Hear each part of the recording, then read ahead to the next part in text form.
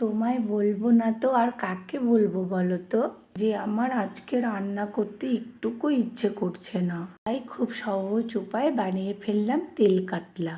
মাছগুলোকে নুন হলুদ লঙ্কার গুঁড়ো দিয়ে মেখে গরম তেলে ভেজে নিতে হবে। এবারে ওই তেলে একটা শুকনো লঙ্কা গোটা গরম মশলা ফোড়ন দিয়ে একটা পেঁয়াজ কুচি ভেজে নিয়ে ওর মধ্যে 1 চামচ আদা রসুন বাটা, আরও একটা পেঁয়াজ বাটা, লঙ্কার গুঁড়ো, হলুদ, জিরের গুঁড়ো, ধনিয়ার গুঁড়ো, নুন সব কিছু দিয়ে কিছুটা জল দিয়ে ভালো করে কষিয়ে নিতে হবে। এবারে অল্প জল দিয়ে মাছগুলো দিয়ে দিতে হবে। জলটা খুব বেশি দিও না, কারণ জলটা শুকিয়ে যাবার পর মাছগুলো যেন তেল মশলায় মাখানো থাকে। শেষে চেরা কাঁচা লঙ্কা ও ধনিয়া পাতা দিয়ে দিলেই তৈরি হয়ে যাবে তেল কাতলা। আমি তো আমার প্রিয় মানুষের জন্য বানিয়ে ফেললাম তেল কাতলা। তোমাদেরও যেদিন রান্না করতে ইচ্ছে করবে না, এই রেসিপিটা ট্রাই করতে পারো। রেসিপিটা কেমন লাগলো কমেন্টে জানিও। টাটা।